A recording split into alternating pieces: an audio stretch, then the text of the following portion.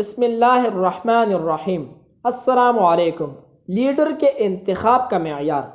ابن صلاح نے اپنی کتاب رحلت میں لکھا ہے کہ حضرت زہری رحمۃ اللہ علیہ فرماتے ہیں کہ ایک بار میں عبد المالک ابن مروان کے پاس پہنچا تو عبد المالک نے مجھ سے دریافت کیا کہ زہری کہاں سے تشریف لا رہے ہو؟ میں نے جواب دیا کہ مکہ سے۔ عبد المالک نے سوال کیا کہ وہاں کون شخص ایسا ہے جس کو لوگ امیر منتخب کرے؟ میں نے کہا کہ عطا بن ابی رباح۔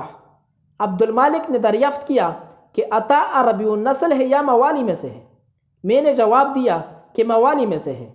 عبد المالک نے کہا کہ اہل مکہ عطا کو کس خوبی کی وجہ سے اپنا لیڈر چنیں گے؟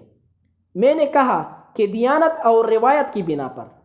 اس پر عبد المالک نے کہا کہ بے شک اہل دیانت اور روایت کی عادت کے مستحق ہے۔ پھر عبد المالک نے پوچھا کہ اہل یمن کس کو قائد بنائیں گے؟ میں نے کہا کہ طاؤس بن قیاس کو۔ عبد المالک نے پوچھا کہ وہ عربی النسل ہے یا موالی؟ میں نے جواب دیا کہ موالی۔ عبد المالک نے کہا کہ اہل یمن کس قابلیت و خوبی کی بنا پر طاؤس کو اپنا قائد بنائیں گے؟ میں نے کہا کہ جس خوبی کی بنا پر عطا امارت کے مستحق ہے۔ عبد المالک نے کہا کہ بلا شبہ جو ان صفات سے متصف ہو وہ قیادت کے لیے موضوع ہیں۔ پھر عبد المالک نے سوال کیا کہ اہل مصر کس کو سردار بنائیں گے؟ میں نے جواب دیا کہ یزید ابن حبیب کو۔ اس نے سوال کیا کہ یزید موالی ہے یا عربی النسل؟ میں نے جواب دیا کہ موالی۔ پھر یزید کے متعلق بھی وہی سوال و جواب ہوئے جو طاؤس، عطا وغیرہ کے متعلق ہوئے تھے۔ پھر اہل شام کے متعلق عبد المالک نے مذکورہ سوال کیا۔ میں نے کہا کہ اہل شام مکحول دمشقی کو اپنا امیر بنا سکتے ہیں۔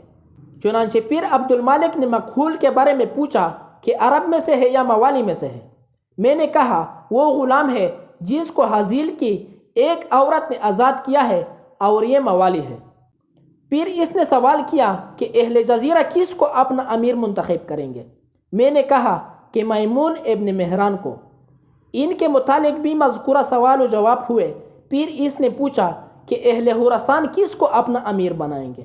میں نے جواب دیا کہ ضحاک بن مزاحم کو۔ ان کے حسب و نسب کے متعلق بھی پہلے ہی جیسے سوال و جواب ہوئے۔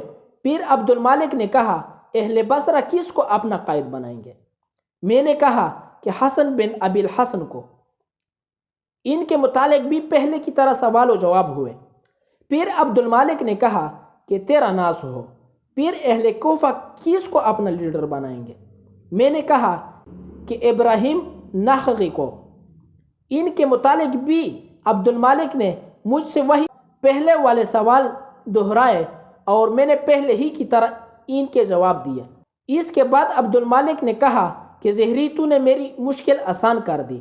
خدا کی قسم یہ موالی یوں ہی اہل عرب پر قیادت کریں گے جب تک کہ یہ لوگ ممبر پر خطاب کرتے رہیں گے اور عرب نیچے رہیں گے۔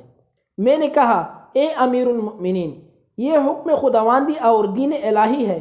جو ان کی حفاظت کرے گا وہ سردار ہوگا اور جو اس کو برباد کرے گا وہ نیچے گرے گا۔